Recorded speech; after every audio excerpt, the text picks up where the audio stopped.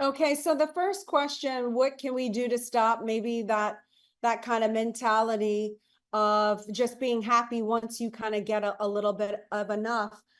I mean, for me, I mean, I can't really tell anyone to think different or how to think but I can tell you this, that what I learned was I was happy and Grant was happy at one point in our lives where we had like the guys that I had dated before Grant were I always funded everything. I was Oh, wow. Anyway, when I married Grant and he was like a multi-millionaire, probably around the $5 million mark. I mean, to me, that was like, I mean, I just thought we were wealthy. Like, I mean, that like a millionaire. When I grew up, if we were a millionaire, that was just like the biggest thing. I thought you could live forever and ever on being a millionaire, right? So we had that mindset, and we had our little nest egg, which some people who could think that was insulting that I say that. However, what ended up happening was 2008 happened, and we were our finances were cut in half. Grant's business, as he knew it, was wiped out at the time. He was only talking to car dealerships and selling his materials to car dealerships. That was over. They weren't having him come speak anymore. All we had was our real estate portfolio. We also got a lawsuit from our friends who actually had been conning us the whole time. So this was the first time I was waking up to the reality that we could have been wiped out horrifically in 2008. And so that's when I realized that we were poor rich people, basically what the middle class is, right? Mm. People, because I learned at that time, normal is the most dangerous condition to be in. And the reason it's the most dangerous condition to be in is because it gives you the illusion that everything is fine until it's not, until you get the rug wiped out from under you, until there's a death in the family or a lawsuit or someone needs medical treatment or care, et cetera, et cetera. Someone loses a job. The list goes on and on. Those circumstances of normal, marriages are threatened under those circumstances because it's high stress. So at that moment in 2008 is when I realized the normal is the most dangerous state to operate in. And the only thing that can survive an economic collapse or a death or any of these lawsuits, whatever you can imagine, is abundance. It's an abundance in resources in every aspect of the sense. And then I give this example of the farmer. If you needed 12 crops, let's just say, to survive for the entire season, and you only planted 12 crops, but then the winter or the lotus or somebody took out half of your crops or down to 2 crops, you can see that you're in a very fragile, vulnerable situation. But if you needed 12 crops and you planted 100 or 1,000 crops, you realize that the chances of you not having those 12 crops are very slim. You could sustain the lotus or the freeze or the this or the that. You could even be able to provide for your entire family and the whole entire community, if you so pleased, if you had prepared in abundance. So from that point is when I went on this mission to start thinking empire mindset. So how do we get somebody to stop thinking small? It's to open the possibility of them thinking big. And why? And how I would go about doing that is, well, what is your purpose, or what are you trying to achieve? Do you want a house? Do you want to be able to take your family on a private yacht trip to be able to experience moments together?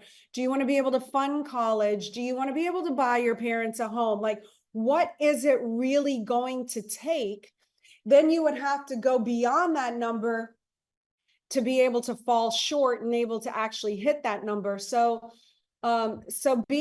just having somebody realize, being comfortable with what they have could literally be wiped out on some unpredictable moment on a moment's notice can sometimes be enough to wake somebody up. And then how I would suggest that is have them listen to Grant Cardone or myself or some other mentor in the area that has the statistic that you are seeking. There's too many self-proclaimed people out there that are really giving a lot of false information that could actually harm people's potential. And then the second way is, you know, with the work and the balance, and how do I balance the children with the work? And it's very difficult. I will tell you, I don't have it nailed. I consider myself a master juggler, not a balancer. I'm not a balance beam person. I'm a juggler, and I'm mastering the art of juggling. And so I prioritize what ball actually needs to be caught at the moment. If you go to the circus, they're juggling the tennis ball, the chainsaw, the orange, they've got 20 balls up in the air. That is my life. So I prioritize what needs to be handled in what order. My family will always come first in an emergency. However, if it is not an emergency, my family will not always come first. If the business needs to be handled first, then I need to be creative enough. And I'm at the point now where I have the financial resources enough to be able to put a family assistant in position who can occupy or take the kids here or there or whatever. And business will be tended to first if it's not an emergency. The kids also have been indoctrinated from a very young age that this is Team Cardone. And here's our mission. We want to help people. And this is how we do that. And sometimes if you want to be a participant and be in exchange with this family as a Cardone member, how you can do that and how you can give to the family is you cannot need my attention on the times that I need to dedicate to pouring into people, or when Papa needs to pour into people, because we are helping people. And when you help us do that so we can deliver products and services to people, then you are actually contributing to their well-being and to their families and their financial conditions improving in life, because you allowed us to do that by giving us a distraction-free environment. And that's a big exchange for us. And we reward that. And so you're contributing to the motion. So they understand that we work, and it also funds that we get to then take off for 2 weeks and to go to the south of France and spend a time where there are no assistants or personnel, or there's no one outside of our family. It is just the four of us having uninterrupted family time once a year for 2 weeks, and then all the other lifestyle choices that we're able to have because of our life. So how do I balance? I juggle, and I make sure that I have a deputy. A deputy is a person who fills in for you when you can't be in that position. So I have my deputies at work, and if I need them to step in, if I can't make a call, then they should be hatted on the position and be able to run point until I can come back and take over. And that's exactly how I run and operate. And I will tell you that I don't always win in that area. Right now, I'm due family time. I'm working from home. Yesterday, I'm trying to put in family time. It wasn't enough, according to the one daughter. At the same time, I'm having a business meeting show up at the house. At the same time, I didn't show up to the business meeting fast enough for Grant. At the same time, I'm doing a deal where I'm putting in an offer on a property, and I've got the person on the phone. So I'm trying to be the wife to Grant in this moment that I booked.